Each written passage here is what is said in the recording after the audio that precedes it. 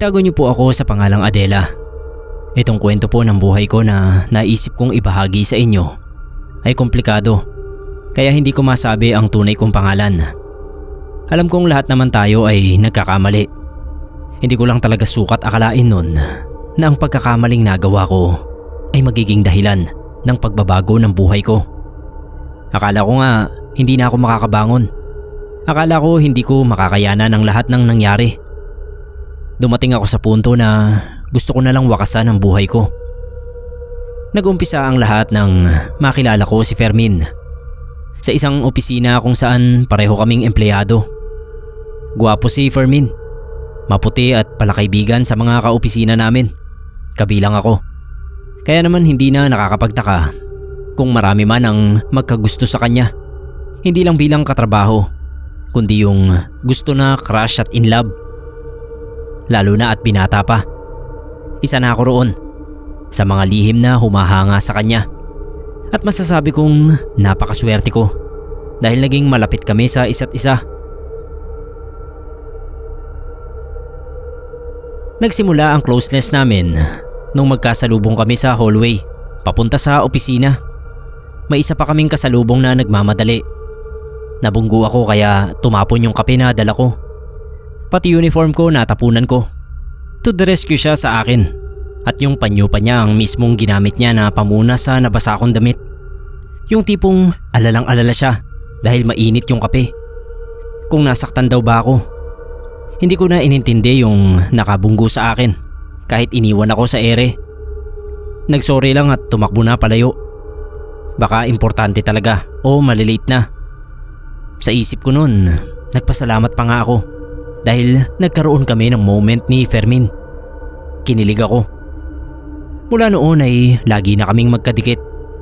Siya naman ang kusang lumalapit kaya kinakantsawan na nga kami ng mga kaopisina namin. Alam ko na marami ng lihim na nagsiselo sa akin noon.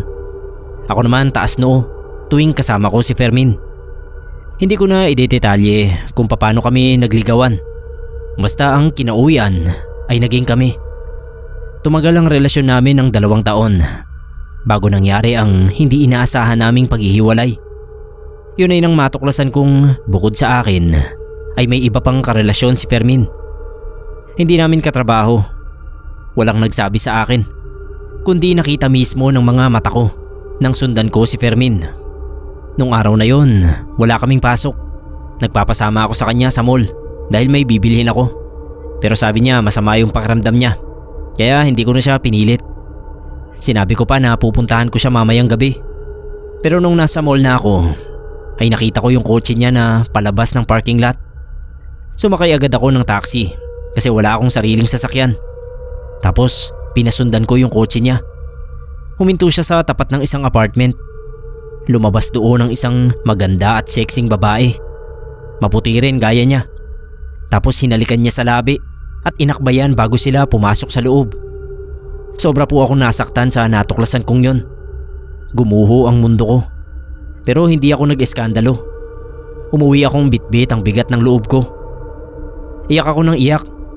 Pagdating sa bahay wala akong kinausap sa pamilya ng tita ko na inuuwian ko. Kahit sino sa kanila hindi ko pinansin. Hinayaan lang nila ako. Nung nakahiga na ako, ang tumatakbo sa isip ko ay paano makakaganti. Hindi ko pinapansin ang mga tawag ni Fermin sa cellphone. Ang alam nga kasi niya ay pupuntahan ko siya sa gabi. Tinitignan ko lang pero hindi ko hinahawakan ang cellphone ko na nakalapag lang sa tabi ng higaan ko. Tapos tumititig ako sa kisame at pinag-iisipang mabuti ang magiging hakbang ko. Sa unang gabi pa lang ng kabiguan ko na yon ay binubuo ko na ang plano. Uuwi ako sa Leyte. Hindi ako pumasok sa opisina. Inasikaso ko agad ang balak kong pag-uwi sa Leyte. Sabi ko sa sarili ko, bahala na sila kung anong isipin nila sa pag-absent ko. Ni hindi nga ako nag-file ng leave. Iniisip ko na rin noon na maghahanap na lang ako ng ibang trabaho kapag natapos na ang plano kong paghihiganti. Alam ko naman na maiintindihan ako ng nanay ko dahil pinagdaanan din niya sa tatay ko yon. Sumalangit nawa ang kaluluwa ng tatay ko Pero marami talaga siyang naging babae. Meron pa ngang dumating nung nakaburol na siya. Hindi na lang namin pinayagan na makalapit sa kabaong niya. Pagdating ko sa Leyte, umiyak agad ako sa balikat ng nanay ko. Hindi pa man ako nagkukwento ay nahulaan agad niya na broken hearted ako. Lingid sa mga kapitbahay namin sa Consuegra, Leyte. Ang nanay ko ay may kaalaman sa kapangyarihang itim na palihim lang niyang ginagamit. Nung magsabi ako kay nanay sa gusto kong mangyari, napahinga siya ng malalim at napayuko. Matagal na raw niyang hindi ginagawa yon. Gusto na lang daw niyang mamuhay ng normal. Pero pinilit ko si nanay. Sabi ko, ngayon lang naman ako hihiling sa kanya. Marami nga siyang napagbigyang tao dati. Mga lumalapit sa kanya na tinulungan niya gamit ang kapangyarihang itim. Sa iba't ibang kadahilanan. Ginawa ko talaga ang lahat para makumbinsi ko si nanay. Siguro naawa rin siya sa akin dahil alam nga niya ang pinagdadaanan ko. Kaya pumayag na rin siya. Gabi ng Biyernes, saktong Biyernes 13, nang simulan ni nanay ang pagriritual. Hindi kasi niya ginagawa basta-basta ang pangungulam. Nagsasagawa muna siya ng ilang gabi ng ritual. Hindi ko sigurado, pero sa pagkakaalam ko ay humihingi siya ng gabay sa mga espiritu ng dilim para sa kalakasan ng kapangyarihan niya sa paggamit ng mahikang itim. Kapag ganoon na nagre-ritual siya, ay puro tubig lang din ang iniinom niya. Hindi siya kumakain. Pero wag daw akong mag-alala dahil hindi naman siya nakakaramdam ng gutom kapag ganoon. Kapag natapos niya yon ay tsaka siya kakain ng marami ng kahit anong pagkain gusto niya. Dumating na nga yung gabi na kailangan na niyang isagawa ang kahilingan ko. Sa huling pagkakataon ay tinanong niya ako kung desidido na raw ba ako. Tumango ako. Gusto ko talagang mapagbayad si Fermin sa ginawa niya sa akin. Pati yung babaeng yun. Dalawa sila na pinapakulam ko kay nanay. Huminga ng malalim si nanay.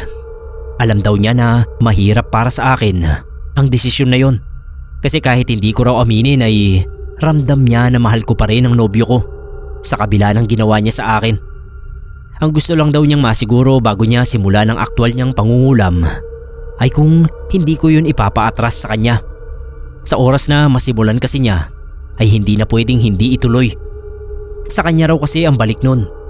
Kaya kailangan ay buong buo na ang loob ko. Tumango ako kay nanay.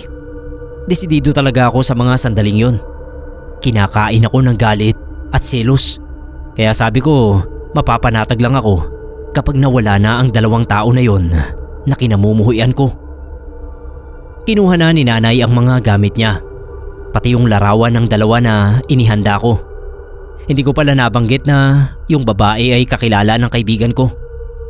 Tinulungan niya akong makakuha ng picture ng babae at yung picture naman ni Fermin ay dati nang nasa wallet ko. Magkatabing nilagay ni nanay ang dalawang larawan sa gitna. Tapos nagsindi siya ng dalawang kandilang itim. Tinirik niya sa magkabilang panig ng dalawang larawan. Umusal siya ng orasyon habang nakapikit. Ako naman nakatitig lang sa ginagawa niya. Maya-maya ay dumilat siya at sinabihan niya kung iwan ko na siya roon. Mas magagawa raw niya ng maayos kung mag-isa lang siya sa loob ng silid. Naintindihan ko naman kaya tumayo na ako at lumabas. Hindi muna ako pumasok sa loob ng kwarto ko. Tumambay ako sa harap ng bahay namin na sa mga oras na yon ay nababalot na ng katahimikan. Puro puno lang kasi yung paligid. Malayo kami sa kalsada at medyo malayo rin sa mga kapitbahay. Nayakap ko yung sarili ko sa lamig ng hangin na dumampi sa balat ko. Iniisip ko kung ano kaya ang ginagawa ni Fermin sa mga oras na yon. Kung kasama ba niya yung babaeng yon? Kung masaya ba sila o kung naiisip din ba niya ako? Ganun po yung naglalaro sa utak ko.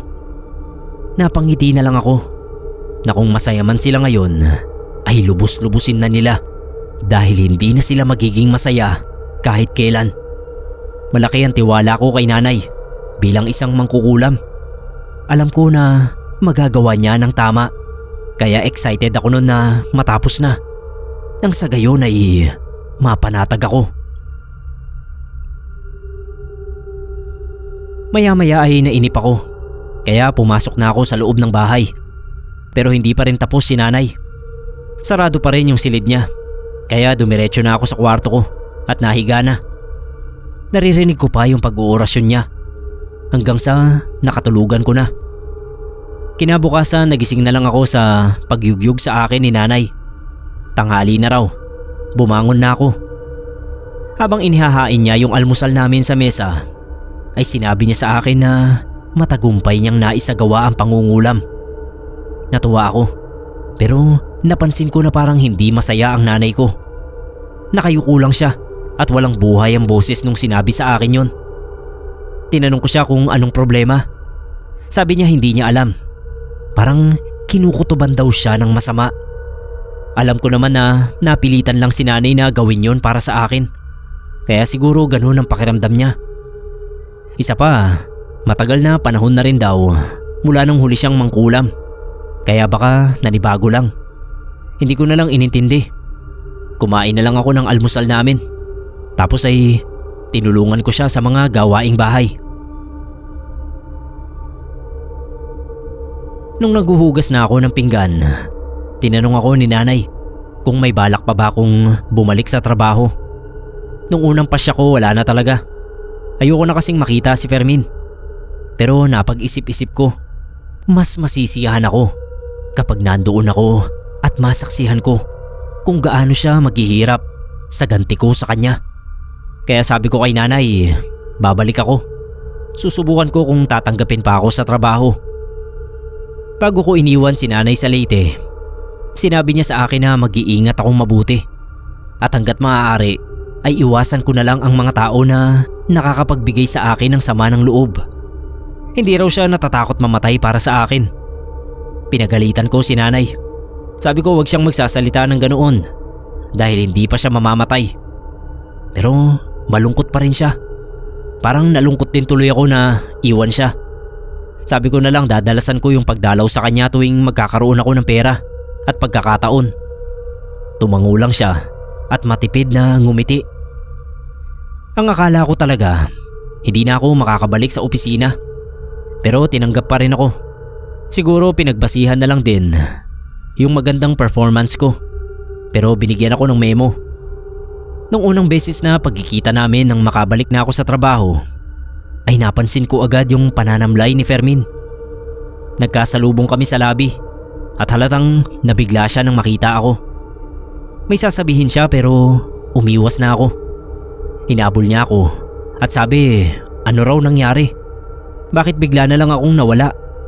Ni hindi ako nagpaalam sa kanya. At kung ano-ano pang pagtatanong habang sinusundan niya ako sa mabilis kong paglalakad. Habang nasa elevator, sinundan niya ako at kinukulit. Isa lang ang sinabi ko sa kanya. Tanungin niya ang sarili niya kung anong nagawa niyang pagkakamali sa akin. Natigilan siya. Siguro naisip na rin niya na baka nalaman ko na ang tungkol sa babae niya. Na iba pa niyang karelasyon bukod sa akin. Yumuko siya at mahina ang boses nang sabihin sa akin ang salitang sorry. Tinanong pa niya ako kung yun daw ba ang dahilan kung bakit bigla akong lumayo. Hindi ako sumagot. Hindi siya tanga para hindi malaman ang sagot kahit hindi ko yun sabihin. Nung palabas na ako sa elevator, hahawakan sana niya yung braso ko. Pero iniwas ko at binalaan ko siya na wag na uli akong kakausapin. Hindi na kami maayos. Nilingon ko pa siya paglabas ko ng elevator. Ewan kung bakit natutuwa akong makita yung lungkot sa mukha niya. Pero bago tuluyang sumara yung elevator ay nakita kong hinimatay siya sa loob. Dapat wala na akong pakialam dahil nagpupuyos pa rin ang galit ko. Pero nataranta ako kaya humingi ako ng saklolo sa guard na nakita kong padaan. Sinabi ko na may nahimatay sa elevator paakyat. Dali-dali namang kumilos yung guard. Pero ako, nanatili lang akong nakatayo roon. Nagtatalo ang puso't isipan. May bahagi kasi sa puso ko na nagmamahal pa rin kay Fermin. Pero ang malaking porsyon ng utak ko ay nagdidikta sa akin na hindi ko na dapat mahalin ang isang katulad niyang manluloko. Mula nang makita kong mahimatay si Fermin, ay hindi ko na siya nakita ulit. Sinugod siya sa ospital pero ayoko siyang puntahan. Nakibalita na lang ako sa mga kaibigan namin at kaopisina rin na si Mary Jane. Kapitbahay din kasi niya. Makalipas ang ilang araw, ayon kay Mary Jane, balak daw ng pamilya na iuwi sa Leyte ang dati kong nobyo, sa lola, nanay ng papa ni Fermin. Naalala ko, nabanggit nga rin pala sa akin ni Fermin na taga Leyte yung partido ng papa niya. Tinanong ko kung bakit. Sabi ni Mary Jane, nagdududa raw kasi yung mga kaanak na may kumukulam kay Fermin. Bigla raw kasing nahulog ang katawan, tapos tinutubuan ng maiitim na bukol. Pati nga raw yung bagong karelasyon ni Fermin. Yun ang pagkakasabi ni Mary Jane. Napatawa na lang ako ng palihim. Hindi ko na lang sinabi na pinagsabay kami nun. Itago na lang natin sa pangalang Sheila yung babaeng yun. Inusisa ako kung ano naman ang nangyayari kay Sheila. Sabi ni Mary Jane, ganun din daw. Kulay itim na mga bukol ang tumutubo. Kaya niya nalaman kasi kaibigan pala ng kapatid niya yung Sheila. Kailan lang din niya nalaman. Tinanong daw kasi ng kapatid niya kung kami pa ni Fermin, kasi nakita niya na sinama yung Sheila sa bahay at pinakilala sa pamilya bilang nobya. Hindi ako nakaimik. Nakaramdam pa rin ako ng selos. Pilit ko na lang na inalis yung pakiramdam na yon. Sabi ko sa sarili ko, hindi ito ang panahon ng pagsiselos, kundi ang panahon ng pagbubunyi. Dahil umeepekto na sa kanila ang paghihiganti ko. Pero may pag-aalala pa rin ako na naramdaman. Kung iuuwi siya sa Leyte, ibig sabihin baka magpapagamot doon o ano. Kapag nangyari yon, noon ko lang naisip ang pwedeng maging sitwasyon ni nanay. Baka mapahamak siya. Hindi ako mapakali nang ibalita sa akin ni Mary Jane na nakaalis na si Fermin kasama ang papa niya patungo sa Leyte. Kinabahan ako. Lumalala na raw kasi ang kalagayan. Hindi na nga raw nakakapagsalita si Fermin. Pilit ko na lang na kinukumbinsi ang sarili ko na baka pagagalingin lang doon.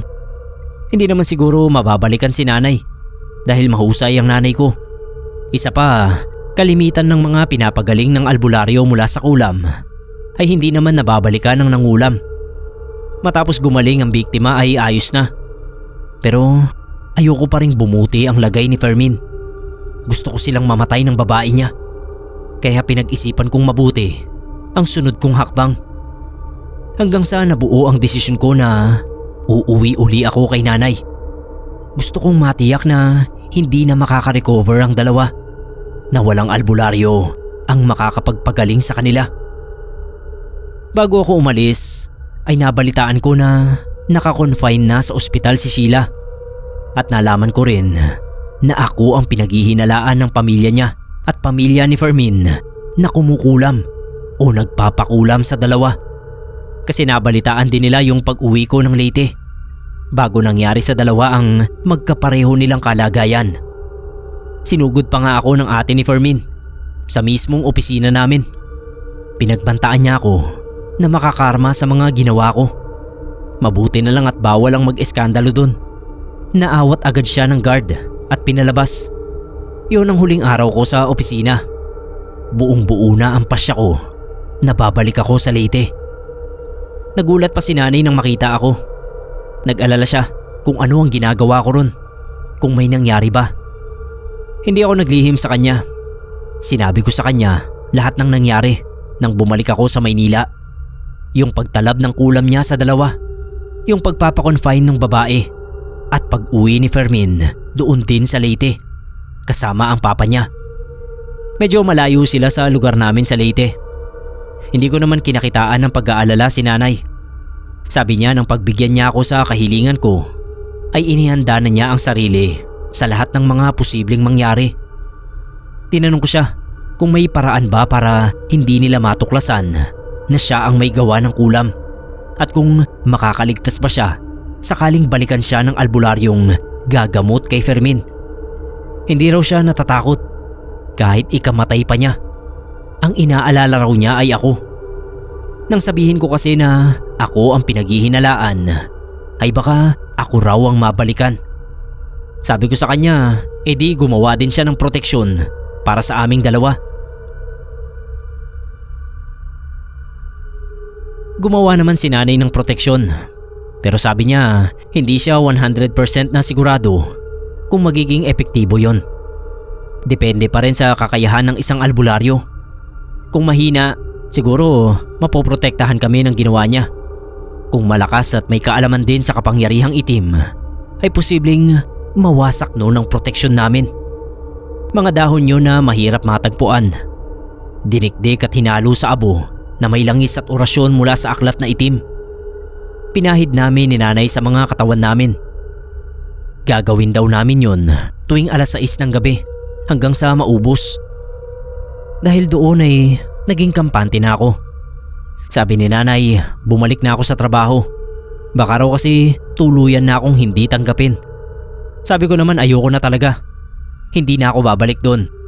Dahil maaalala ko lang ang lahat ng pinagdaanan namin ni Fermin. Ayoko na uli balikan ng mga tao, lugar at bagay na nagkaroon ng kaugnayan sa aming dalawa. Gusto ko na siyang burahin ng tuluyan sa isip ko. Kaya mamatay siya o mabuhay pa sa pangungulam na ginawa ni nanay. Bala ko na lang manatili roon sa Leyte at doon na lang maghanap ng bagong trabaho.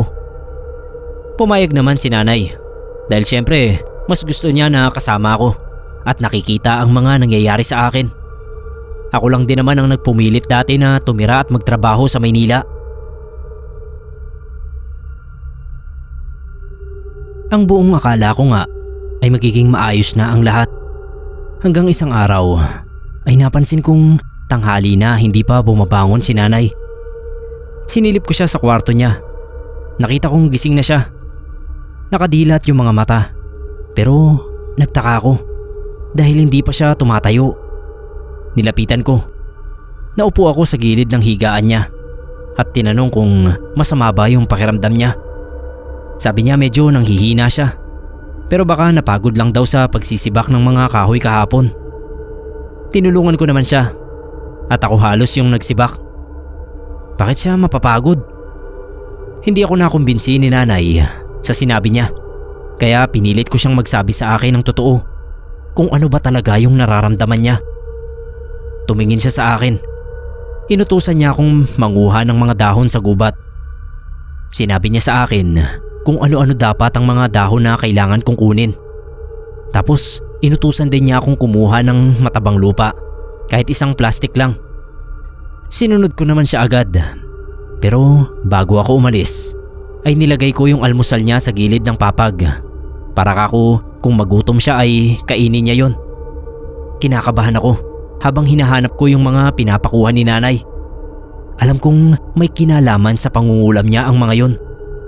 Naglalaro na sa isip ko na baka ginagawa na ng albularyo ang parte niya at binabalik kay nanay ang ulam. Mukhang hindi epektibo ang proteksyon namin, pero umaasa pa rin ako na sana mali ang hinala ko. Sana pangkaraniwang sakit lang ang dumapo kay nanay na gusto niyang gamitan ng herbal na gamot. Pag uwi ko sa amin ay nadatnan ko siyang natutulog na. Hindi ko alam kung anong dapat gawin sa mga pinakuha niya. Kaya nilagay ko na lang muna sa ibabaw ng mesa. Palabas na ako ng kwarto nang mapatingin ako uli sa kanya. Kasi may nakita akong parang mga pasa sa braso niya. Kaya lumapit uli ako. Hinawakan ko yun. Tapos hindi lang pala yun. Meron din sa ibang bahagi ng katawan niya. Bahagya kong nilihis yung duster niya at nakita kong meron din sa binti at hita. Napalunok ako. Ginising ko siya para sabihin yon. Parang hindi naman siya nabigla. Hayaan ko lang daw. Tapos hinanap niya sa akin yung mga pinakuha niyang dahon. Binigay ko naman. Sabihin na lang niya kako kung anong dapat kong gawin sa mga yon. Ako nang bahala. Pero ayaw niya. Siya lang daw ang pwedeng gumawa nun dahil may mga kailangan din siyang orasyon. Hindi na ako nakialam. Basta inalalayan ko na lang siya na makaupo sa higaan. Tapos pag may kailangan siya ay ako na lang ang naging taga-abot. Habang ginagamot niya ang sarili, tinanong ko siya kung ano ang mga yon. Binabalikan ba siya ng albularyo? Tinanggi niya. Sabi niya wala akong dapat ipag-alala. Natural na sakit lang ang dumapo sa kanya. Kung natural ka ako, edi dadalhin ko na siya sa ospital. Kahit papano naman may naitabi pa akong ipon. Umiling siya. Kung ano man daw ang meron ako, ay itabi ko lang. Napahinga na lang ako ng malalim. Kakapilit ko sa kanyang magpagamot ay pinalabas niya ako ng silid. Nung sumunod na araw, ay mas lalo pang naging malala ang sitwasyon ni nanay. Hindi na talaga siya makabangon at mas dumami yung itim na parang mga pasa niya sa katawan. Parang tinadtad ng malalaking batik na itim ang katawan niya. Hindi ko na talaga mapigilan ang pag-aalala ko. Kaya pinilit ko uli siyang magpadala sa ospital.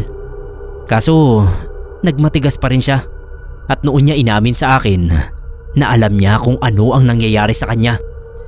Sinusubukan pa niyang kontrahin. Nung gabing yon, nagsagawa siya ng ritual kahit na nakahiga lang. Binilinan niya ako na huwag ko siyang iistorbohin.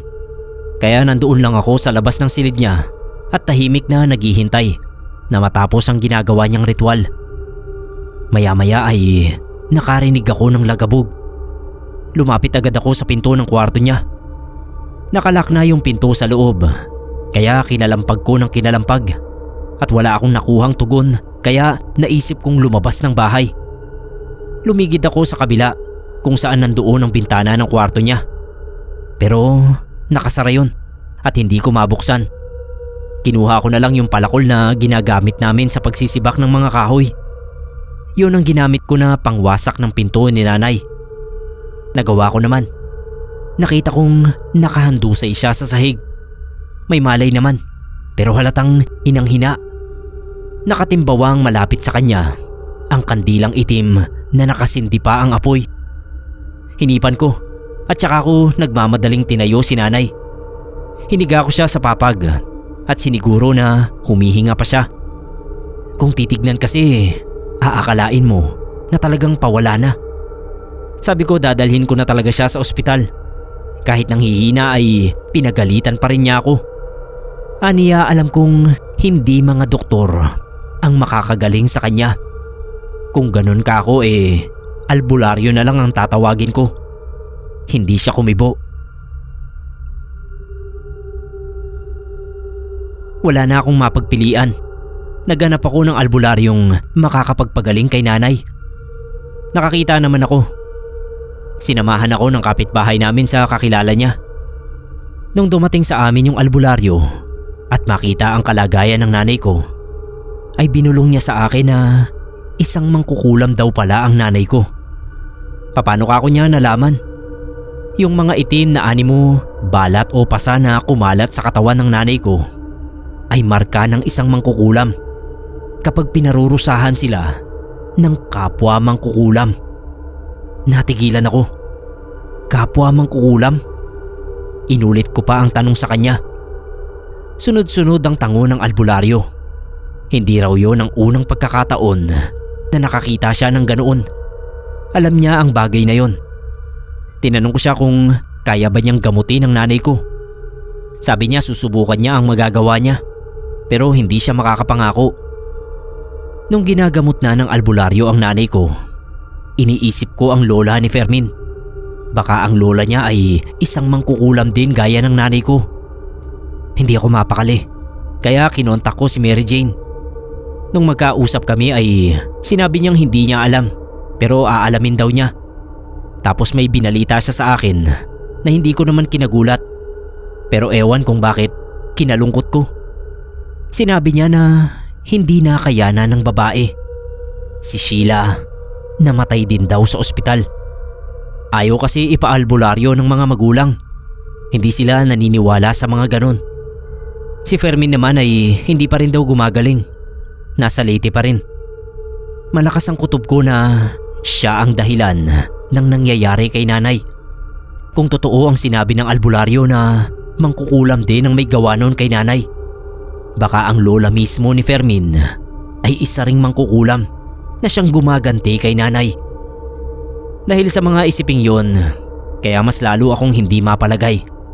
Nagiging komplikado na ang sitwasyon at nagsisimula na akong magsisinon sa pagpilit ko kay nanay na kulamin sina Fermin at ang babae niya. Ilang beses ding binalik-balikan ng albularyo si nanay. Sa halip na bumuti ay mas lalo pang lumala ang kalagayan. Mas dumami pa ang mga patsi-patsing itim na yon na halos matakpan na ang buong katawan niya. Nangitim na sa mga pasang yun. Tinapat na ako ng albularyo. Masyado raw mahusay ang mangkukulam na kumalaban sa nanay ko. Yun na raw ang huling beses na pagpunta niya. Mas maigi raw kung mahahanap ko ang gumagawa nun o yung ginawan ni nanay ng kulam para makahingi ako ng tawad. Baka sakaling mailigtas ko ang buhay ng nanay ko. Pagkasabi nun ay iniwan na niya ako. Nakaramdam ako ng panlulumo habang tinitignan ko yung itsura ni nanay. Kasalanan ko kung hindi ko siya pinilit na gawin ang masamang gawain na yun na matagal na niyang tinalikuran, ay hindi mangyayari sa kanya ngayon ang paghihirap na pinagdaraanan niya. Ang ginawa ko ay naghanap pa ako ng ibang albularyo. Baka may mas magaling na makakapagsalba kay nanay. Nakakita naman uli ako. Pero tulad ng nauna ay alam niya kung ano ang dinaranas ni nanay at hindi rin niya siya na kayang pagalingin. May pangatlo pa at pang-apat. Kaso wala talaga sa kanila ang nakapagpagaling kay nanay. Nakatanggap ako ng tawag mula kay Mary Jane. Nakakwentuhan daw niya ang pinsan ni Fermin at nagkumpirma na isa ngang mangkukulam ang lola nila sa Leyte. Binigay sa akin ni Mary Jane ang nakuha niyang address nila Fermin sa Leyte. Medyo malayo sa amin pero pinuntahan ko pa rin. Gusto ko nang sundin ang payo ng albularyo. Alalang-alala na ako sa nanay ko. Kaso pagdating ko sa lugar nila Fermin ay hindi ako hinarap ng lola niya. Hindi ko rin nakita si Fermin. Yung mga kamag-anak lang nila ang humarap sa akin. Galit silang lahat at pinagtabuyan ako. Yung senaryong yun talaga ang nagpabagsak sa akin ng husto. Sabi pa ng tiyahin niya na kapatid ng tatay niya, magbabayad din daw ako sa ginawa ko, hindi lang ang nanay ko. Nilunok ko na yung pride ko. Nagmakaawa ako. Na sige, ako na lang. Wag na lang ang nanay ko. Sinabi ko rin na may kasalanan din naman sa akin si Fermin. Siya talaga ang punot dulo ng mga pangyayari. Pero hindi nila tinanggap ang paliwanag ko. Ako pa rin ang may sala sa paningin nila. Wala na akong nagawa nun kundi ang umuwi sa amin. Pag uwi ko, nadatnan ko si nanay na wala ng buhay. Hindi ako makaiyak. Alam niyo yung pakiramdam na sumabog na yung kalooban mo sa loob pero hindi mo mailabas. Sobrang bigat. Doon ko talaga naramdaman yung pagguho ng mundo ko. Hindi ko alam kung anong gagawin. Kung paano ko tatanggapin ang nangyari sa nanay ko nang dahil sa akin. Sa tulong naman ng mga kamag-anakan namin sa Leyte ay naipalibing ng maayos si nanay. Nalaman ko mula kay Mary Jane na nung araw na namatay ang nanay ko ay yun din ang araw na namatay si Fermin. Opo, nagawa nilang gantihan si nanay pero hindi nagawang pagalingin ng lola niya si Fermin sa pangungulam na ginawa ni nanay sa kanya. Naisip ko 3 buhay ang nawala dahil sa kagustuhan kong makapaghiganti. Kung lumayo na lang ako at piniling mamuhay ng tahimik sa Leyte, baka buhay pa ang nanay ko. Baka nagkaroon na lang din ako ng bagong trabaho, bagong mga kakilala at kaibigan, at baka nakamove on din ako. Pero kahit anong isip ko, baliktarin ko man ang mundo ay hindi ko na maibabalik ang mga pangyayari, lalo na ang buhay nila. Iyak na lang ako ng iyak. Nung kakalibing lang ng nanay ko, nagkulong lang ako sa bahay. Hindi ako lumalabas. Kahit palagi akong kinakatok ng mga kamag-anak namin. Bukod sa pagkamatay ni nanay, ay natatakot din ako na ako na ang susunod sa kanya dahil sa banta ng mga kamag-anak ni Fermin May mga pagkakataon na nagkakaroon na ako ng halusinasyon. Nakikita ko silang tatlo na hindi ko matiyak kung bahagi ng panaginip o totoong nagpapakita sila sa akin. Nakatayo lang sila sa paanan ng higaan ko. Sigaw ako ng sigaw hanggang sa maglaho sila. Ilang beses na ulit yun, kaya may naisip akong gawin. Kinuha ko yung lubid. Tinali ko na po yun sa leeg ko. Hinanda ko na rin ang upuan na gagamitin ko kasi kinakain na talaga ako ng konsensya sa mga nangyari. Pero sa huling sandali ay hindi ko nagawa ang binabalak ko. Hindi ko kaya. Matagal po talaga bago ako nakamove on. Walang tumulong sa akin kundi ang sarili ko lang. Araw-araw iniisip ko yung mga magagandang memories namin ng nanay ko at yung sinabi niya sa akin na hindi siya natatakot na mamatay para sa akin. Nakakalungkot, oo, pero unti-unti ay nakalabas din ako sa kalungkutang yon. Pero habang buhay akong uusigin ang konsensya ko dahil sa nangyari kay nanay.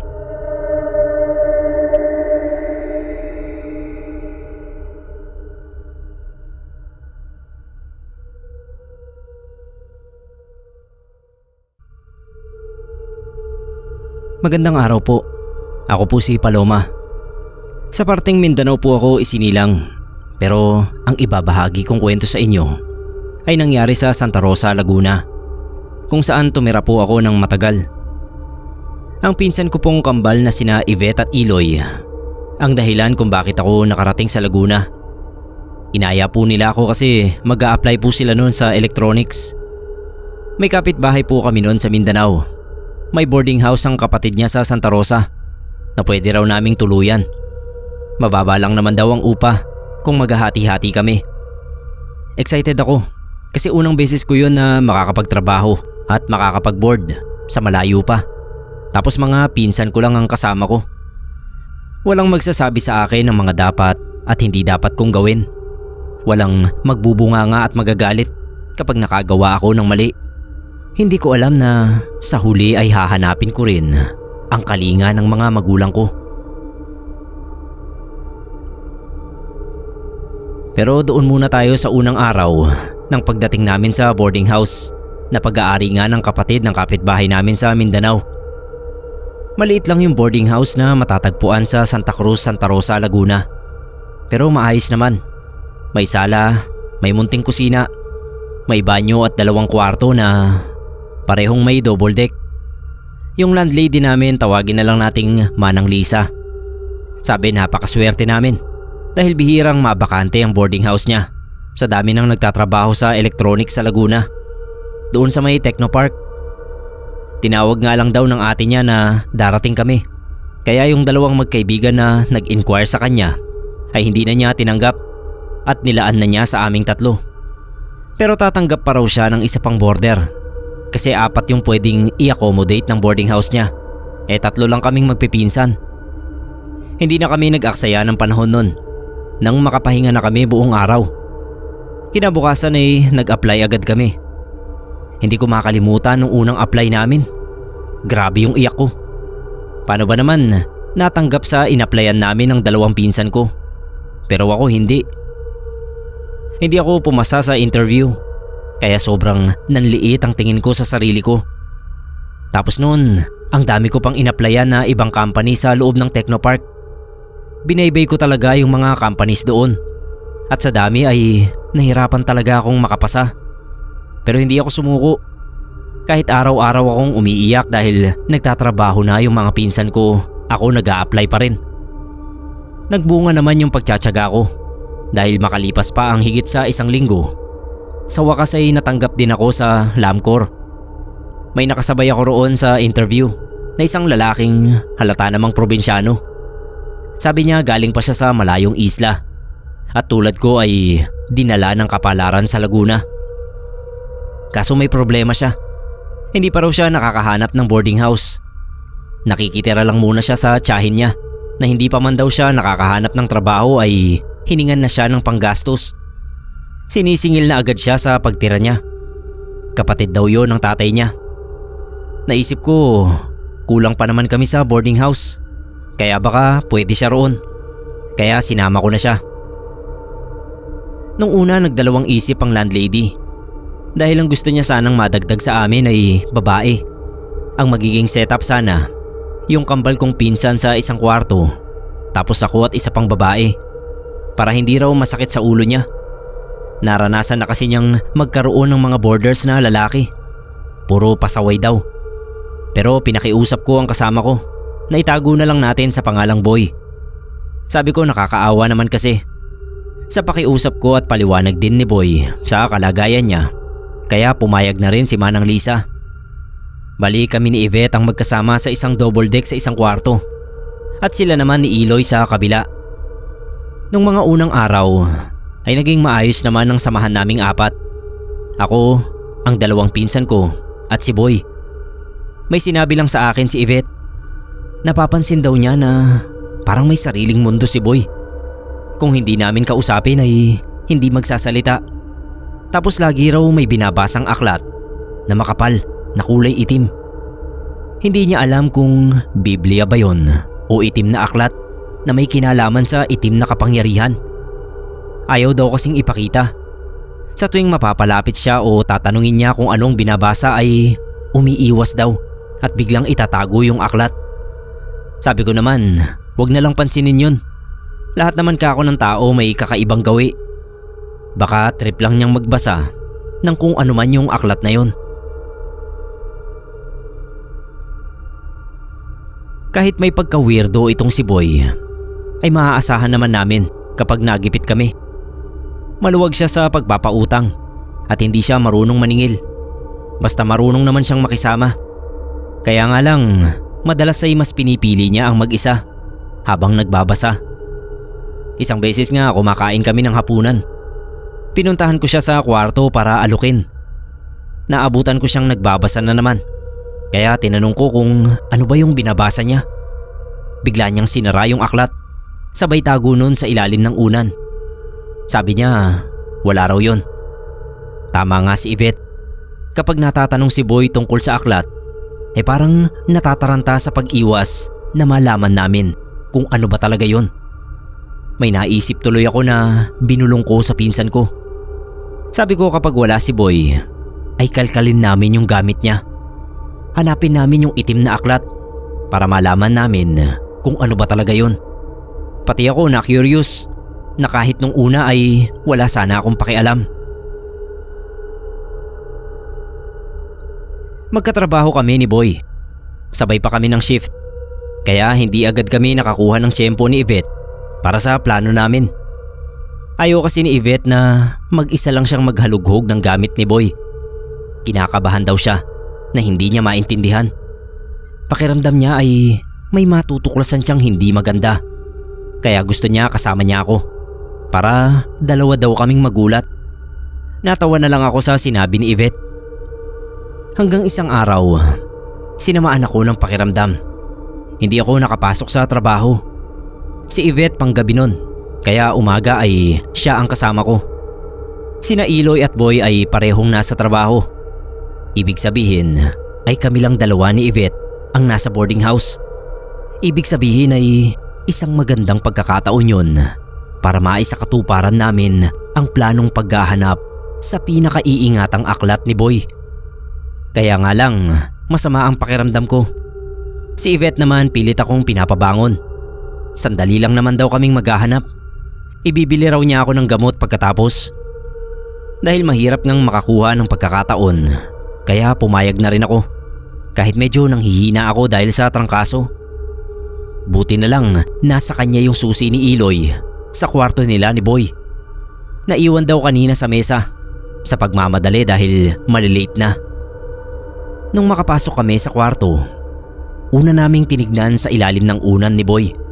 Kasi doon ko nakitang nilagay niya yon nung alokin ko siya na kumain ng hapunan. Pero wala ron. Kaya sa tingin ko, wala lang siyang choice nun. Kaya doon niya nilagay sa pagmamadali. Sunod naming tinignan ay sa cabinet na gamit niya. Wala rin. Sa bag wala rin. Nagkatinginan na lang kami ni Yvette. Naisip ko, hindi kaya dinadala niya yon hanggang sa trabaho? Kibit balikat lang ang tinugon sa akin ng pinsan ko. Hindi na sana namin hahanapin. Pero pagpunta namin sa pintuan ay napatid ako sa isang bagay. Yung aklat na hinahanap namin. Nandoon lang mismo sa pintuan ng kwarto. Kinilabutan kami pareho ni Yvette. Wala naman kasi yun doon kanina. Isa pa, hindi hahayaan ni Boy na pakalat-kalat dahil iniingatan nga niya yun. Hindi pa namin agad dinampot yung aklat. Parang naghintayan pa kami ni Yvette kung sino ang dadampot. Nakita ko yung takot sa mukha niya. Kaya ako na lang yung unti-unting yumuko para kunin yon. Mabigat yung aklat. Nung makuha ko na, ay nakita kong blanco ang cover. Itim lang talaga. Walang title. Bubuklatin ko na lang ay biglang may kumatok sa pinto sa labas. Kaya nilapag ko muna sa ibabaw ng deck at sabay pa kaming nagpunta sa pintuan ni Yvette para buksan yun. Yung landlady naming si Manang Lisa. Iniabot sa amin ang bill ng kuryente. Tapos ay umalis na rin. Yung bahay niya ay sa tabi lang din ng boarding house. Pagbalik namin sa kwarto, nagulat kami dahil wala na yung aklat doon sa pinaglapagan ko. Nagkatinginan kami ni Yvette. Pareho na kaming natakot. Kaya dali-dali kaming lumabas ng kwarto at nilock na yung pinto nun. Bumalik na kami sa kwarto namin at doon pinag-usapan ang nangyari. Parehas kaming nagtatanungan ni Yvette sa nasaksihan namin kung totoo bang napatid ako sa itim na aklat at nawala yun sa pinaglapagan ko ng balikan namin. Kung ako lang siguro ay pagdududahan ko talaga ang sarili ko at iisipin na guni-guni lang ang nakita ko. Pero si Yvette man ay takang-taka. Kaya naman pareho kaming hindi mapakali. Nung gabing pumasok na si Yvette, naiwan akong mag-isa sa boarding house. Hindi pa kasi dumarating si Boy at Iloy. Kinakabahan ako na hindi ko mawari. Lalong sumama yung pakiramdam ko dahil sa pag-iisip ko sa aklat na itim ni Boy. Hindi naman ako makatulog kahit ipikit ko yung mga mata ko. Para bang anumang oras ay may magpapakita sa akin na nakakatakot na nilalang. Hindi na ako makatiis. Bumangon uli ako. Ang balak ko ay lumabas ng boarding house. Doon ko na lang aantayin sa labas ang dalawa. Pagbukas ko ng pinto, nagulat pa ako nang bumungad sa akin ang seryosong mukha ni Boy. Napaatras ako at napalunok. Mukhang nabigla rin naman siya. Humingi agad siya ng pasensya kung nagulat daw ba niya ako. Sabi ko naman ayos lang. Palabas kasi talaga ako. Tatambay sana ako sa gate para doon sila hintayin. Kasi nga pumasok na si Yvette. Gustong-gusto kong itanong sa kanya ang tungkol sa itim na aklat o sabihin ang nangyari kanina. Pero baka ako pa yung matanong niya kung bakit kami pumasok sa kwarto nila at bakit interesado kami sa aklat niya. Kaya pinigilan ko na lang ang sarili ko. Hindi ko na sinabi at hindi na rin ako nagtanong. Inobserbahan ko na lang ang kilos niya. Pagdating niya ay saglit siyang nagkulong sa kwarto nila. Maya-maya ay lumabas ng silid at nagpunta sa banyo. Siguro ay naligo. Nasa sala ako nun at nanonood ng TV. Sinusubukan ko kasing pasiglahin ang sarili ko. Ayokong mangibabaw sa akin ang takot at sama ng pakiramdam. Uminom na rin ako ng gamot nun. Lumapit sa akin si Boy. Bibili lang daw siya ng pagkain. Baka may gusto akong ipabili. Sabi ko wala akong ipapabili. Pero kahit ganoon ang sinabi ko, pagdating niya ay may binili siya para sa akin. Hindi niya pinabayaran. Mamunyon at soft drinks. Tapos may kasama pang chichirya at chocolate. Nagtaka ako kung bakit napakarami naman niyang binili sa akin. Nakasahod na raw kasi siya. Treat daw niya sa akin. Kasi ako raw yung tumulong sa kanya na makatira ron sa boarding house. Nagpasalamat na lang din ako. Doon parang naramdaman ko na normal naman siya. Medyo nakampante ako. Tumabi pa nga siya sa akin at nakinuod ng TV. Hindi ko lang talaga maiwasan na hindi mapaisip at kabahan kapag naaalala ko yung itim na aklat.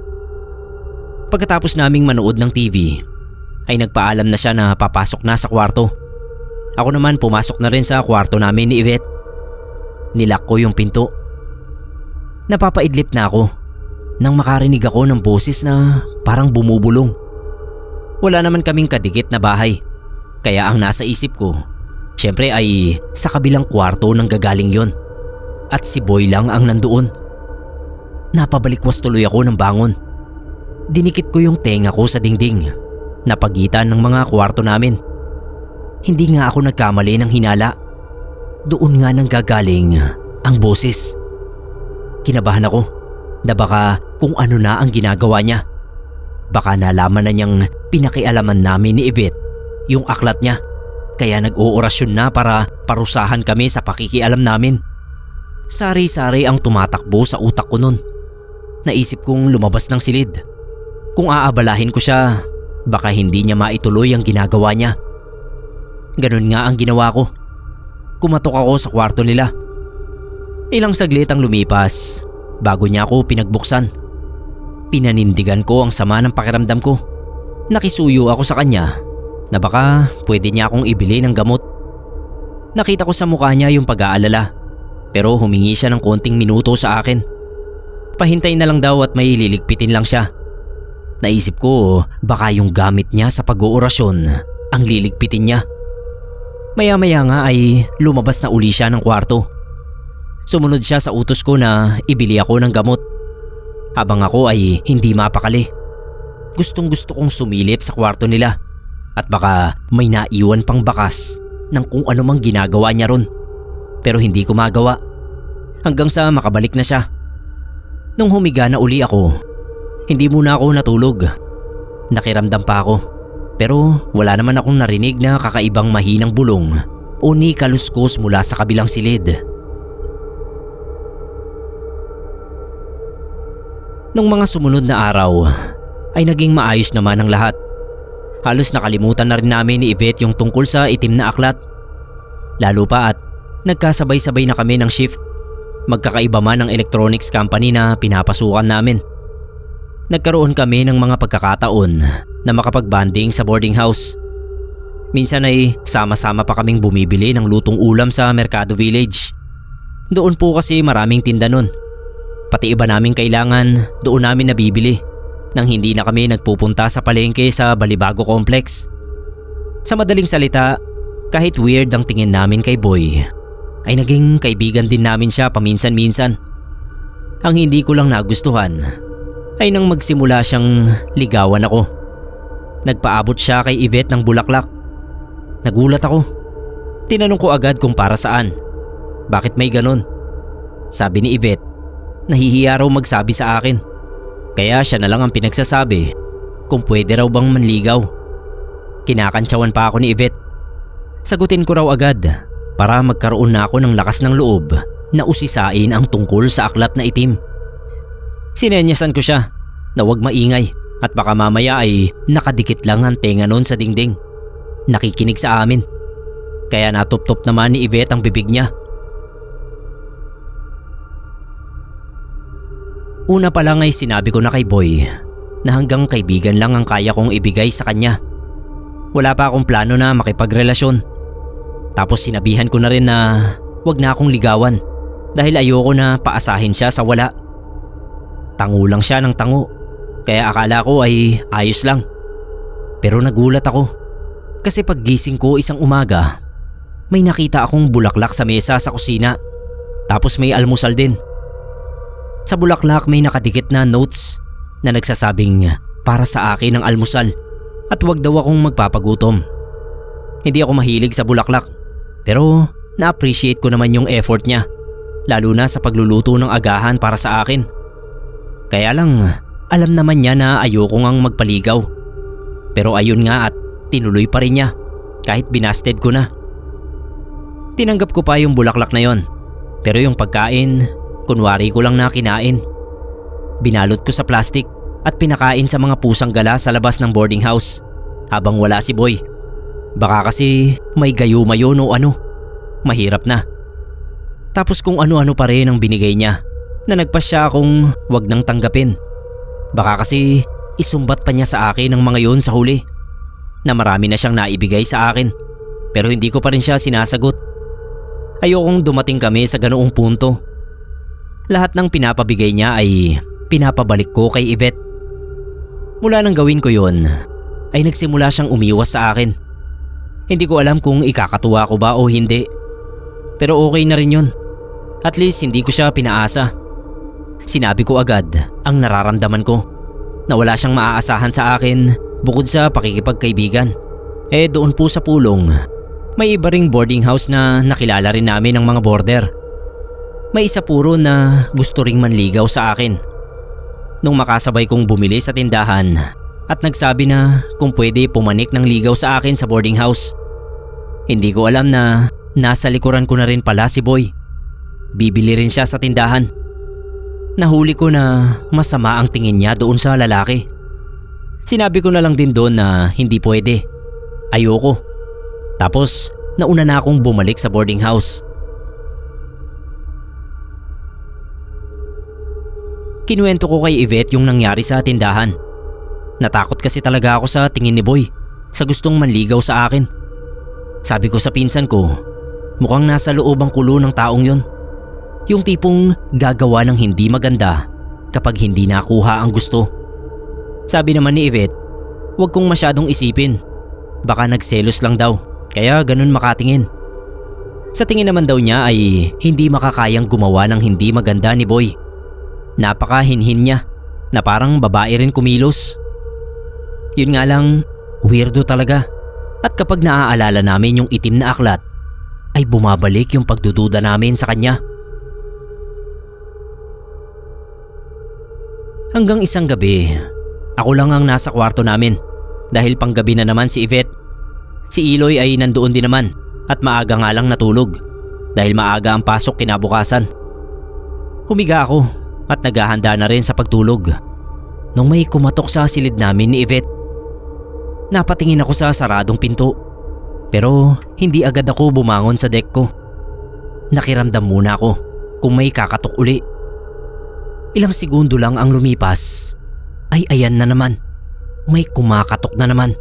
Kung si Manang Lisa na landlady namin ang kumakatok ay tumatawag naman yon. Si Iloy naman alam kong tulog na dahil nagsabi na siya sa akin kanina na matutulog na siya. Kung sakali naman na umuwi si Yvette nang wala sa oras ay meron naman siyang susi. Kaya isa lang ang nasa isip kong nasa likod ng pinto. Si Boy. Kahit kinakabahan ako ay napilitan akong tumayo. Nag-aalangan pa nga akong buksan pero binuksan ko na rin at baka naman importante ang sasabihin. Hindi nga ako nagkamali ng hinala. Si Boy ang kumakatok. Pagbukas ko ng pinto ay bumungad sa akin ang nakangising mukha ni Boy. Nakangisi po talaga. As in ngisi, hindi ngiti. Natakot talaga ako. Hindi ko makontrol ang panginginig ng boses ko nang itanong ko sa kanya kung anong kailangan niya. Sabi niya, wala raw siyang ibang kailangan kundi ako. Nagtapang-tapangan ako. Inulit ko sa kanya ang nasabi ko na dati na hanggang kaibigan lang talaga ang kaya kong ibigay sa kanya. Nagalit siya at bigla na lang akong hinila palapit sa kanya. Pinisil niya yung pangako at gigil na sinabing ngayon lang daw siya nagmahal at ayaw niyang mabigo. Tinulak ko siya. Sa takot ko ay pinagsarhan ko siya ng pinto. Dinayal ko agad ang number ng landlady namin. Tapos sinasabayan ko ng sigaw kay Iloy. Humihingi ako ng tulong kasi kinakalampag pa ni Boy ang pinto ng kwarto. Ang kaso, ring lang ng ring ang phone ni Manang Lisa. Si Iloy naman, ewan, bakit hindi siya nagigising? Umandar tuloy ang imahinasyon ko na baka may ginawa si Boy para maging mahimbing talaga ang tulog niya. Kasi kahit anong sigaw ko at kalampag sa dingding sa pagitan ng kwarto namin ay hindi talaga siya nagigising. Hindi ko na alam ang gagawin ko. Sinubukan kong daanin si Boy sa pakiusap nang hindi ko binubuksan ang pinto. Sabi ko, tigilan na niya ako. Marami pa namang ibang babae. Sumagot naman siya. Nakikiusap din sa akin na bigyan ko siya ng pagkakataon. Hindi na ako sumagot nun. Umiyak na lang ako ng umiyak. Dala ng takot habang patuloy pa rin siyang nagpupumilit na makapasok sa kwarto. Maya-maya pa ay tumigil na yung paglagabog ng pinto. Pero hindi pa rin ako tumatayo. Nanatili akong nakasiksik sa isang sulok ng deck. Namamaluktot ako ng upo. Dasal ako ng dasal na sana ay magising na si Iloy. O kaya ay sagutin na ni Manang Lisa ang phone. Sa tingin ko tulog pa rin siya. Kasi anong oras na rin naman ng gabi yun. Nang hindi ko narinig ang pagkatok maski ang boses ni Boy, kahit papano ay nakahinga ako ng maayos. Sa pag-aakalang napagod na siya. Baka bumalik na sa silid nila. Nagulat na lang ako nang mula sa bintana ng kwarto ay biglang sumilip ang mukha ni Boy. May grills naman yung bintana. Pero alam nyo yon, yung gulat ibang klase. Pakiramdam ko muntik nang humiwalay ang kaluluwa ko sa katawan ko sa sobrang pagkabigla ko. Nabato ko siya ng unan ng vase. Nag-hysterical na ako nun. Narinig ko na lang na may nagsasalita sa cellphone. Nasagot na pala ni Manang Lisa. Nabitawan ko kasi yung phone ko na nakadial pa rin ang number niya. Pagtingin ko sa bintana ay wala na roon si Boy. Dinampot ko yung cellphone at gumagaralgal pa ang boses ko habang sinasabi kay Manang ang nangyari sa akin. Hinintay ko ang pagdating ni Manang Lisa. Nung marinig ko na yung boses niya ay tsaka lang ako nagbukas ng pinto ng kwarto. Yumakap agad ako sa kanya. Naiiyak pa rin ako sa nangyari.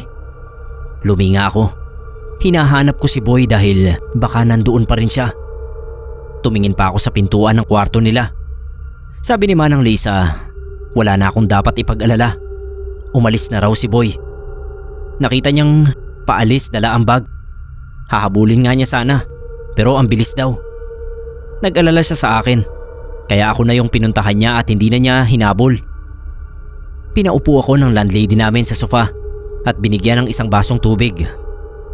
Nung puntahan namin si Iloy sa kwarto, ay talagang hindi siya magising kahit anong yugyug namin sa kanya. Pero humihinga naman siya. May pulso. Sabi ko kay Manang Lisa, dalhin na namin sa ospital. Pero sabi ni Manang, hindi dapat sa ospital. Maghintay lang daw ako at meron siyang tatawagin. Ilang saglit lang ang nakalipas. Pagbalik ng landlady namin ay kasama na niya ang isang matandang lalaki. Albularyo daw yon. Pinuntahan niya si Iloy. Hinawakan niya yung kamay. Pinisil-pisil. Sinalat ang leeg at tenga. Tsaka niya kinumpirma sa amin na may ginawa nga raw kay Iloy para makatulog ng mahimbing. Dinala raw sa ibang lugar si Iloy. Sa panaginip, siya na raw ang bahala. Nang dumating si Yvette nung umaga, ay sobrang nag-alala siya para sa kakambal niya. Pero naging maayos naman si Iloy matapos gamutin ng albularyo. Nag-alala rin siya sa akin. Mabuti na lang daw at ligtas ako. Pinablatter namin si Boy matapos ang pangyayaring yon. Kasi baka bumalik pa siya para guluhin ako. Pati yung mga pinsan ko madamay. Binalak nga namin na lumipat ng boarding house nun. Yung hindi niya alam para hindi na niya kami mapuntahan. Kaso bigla akong nagkasakit. Ang bilis bumagsak ng katawan ko. Dati pa naman akong sakitin, pero mabilis din akong gumaling. Kaya yung pagkakasakit ko nun ay inisip kong normal lang. Gaya lang ng dati. Kaso isang gabi habang natutulog na, bigla akong nagising. Pakiramdam ko kasi ay nakalunok ako ng lamok o insektong mas malaki pa sa lamok. Hindi ko nakita naramdaman ko lang. Nagkandaubo pa ako. Bumangon ako para kumuha ng tubig. Hindi pa ako nakakarating sa kusina ay napahinto na ako sa paghakbang. Nasusuka kasi ako. Hindi ko na nga napigilan. Nasuka na ako. Pero hindi natural na suka, kundi isang damakmak na patay na insekto ang lumabas sa bibig ko. Sa takot ay hinimatay ako. Nung magising ako ay nakahiga na ako sa sofa.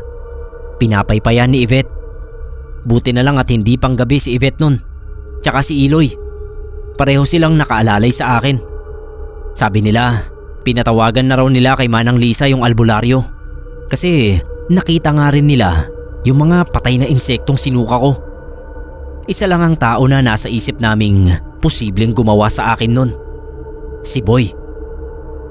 unang panggagamot sa akin ng albularyo ay medyo nakaramdam naman ako ng kaluwagan. Napreskuhan yung katawan ko na akala ko ay gagaling na talaga ako.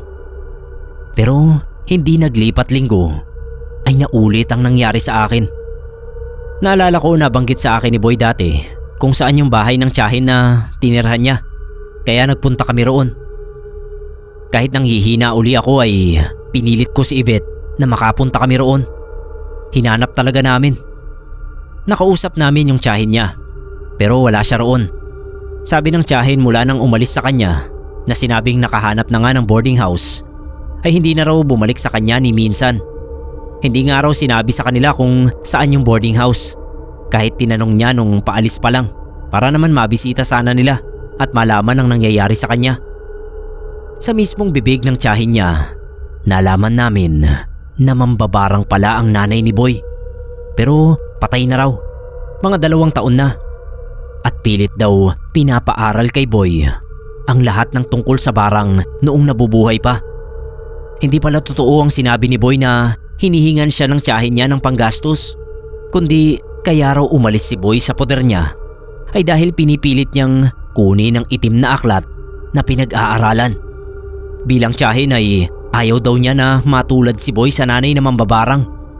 Pero nagmatigas daw si Boy at ayun na nga, lumipat sa boarding house namin nang alukin ko. Noon naging malinaw sa amin ni Yvette na tama ang kutob namin.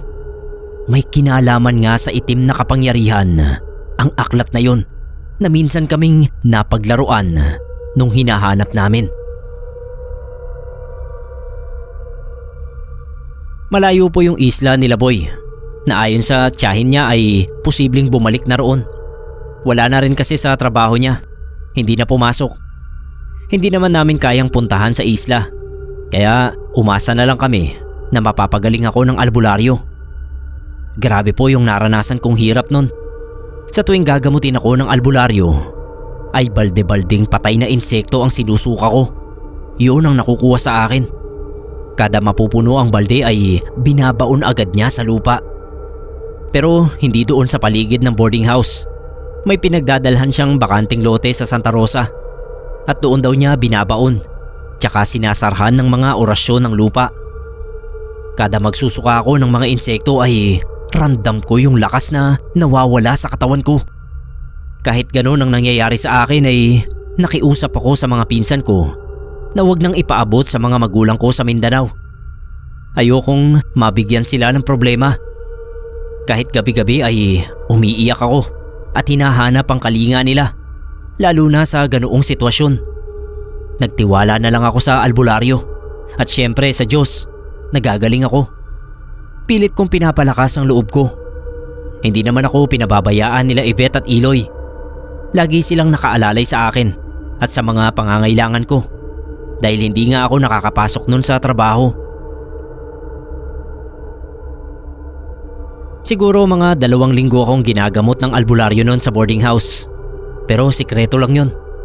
Ayaw ipaalam ni Manang Lisa sa mga kapitbahay doon ang nangyayari sa akin. Sabi ng albularyo, kailangan daw na mapalabas niya ang pinaka-reyna ng mga insekto na pinasok sa katawan ko.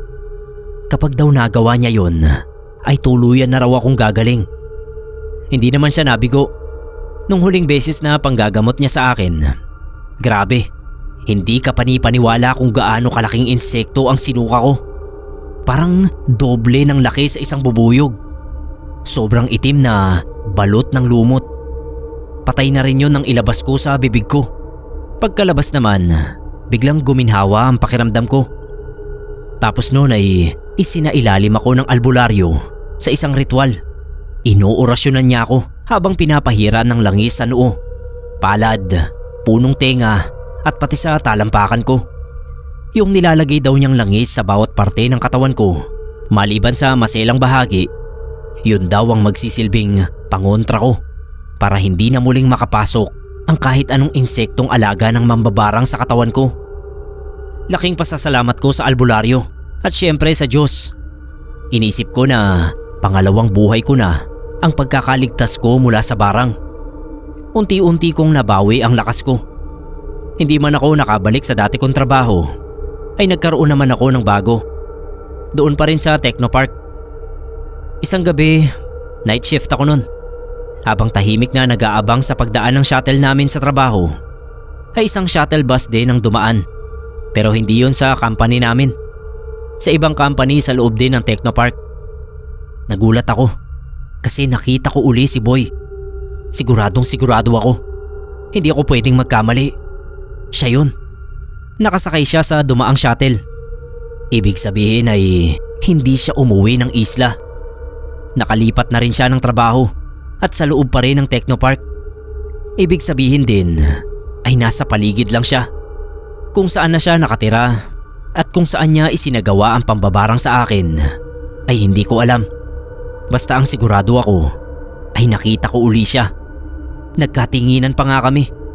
Parang nagkagulatan pa kami nung magtama ang mga mata namin. Siguro nagtaka siya dahil buhay pa ako. Natakot talaga ako nun nang makita ko siya.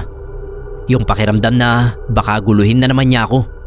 Baka maulit ang pambabarang niya sa akin.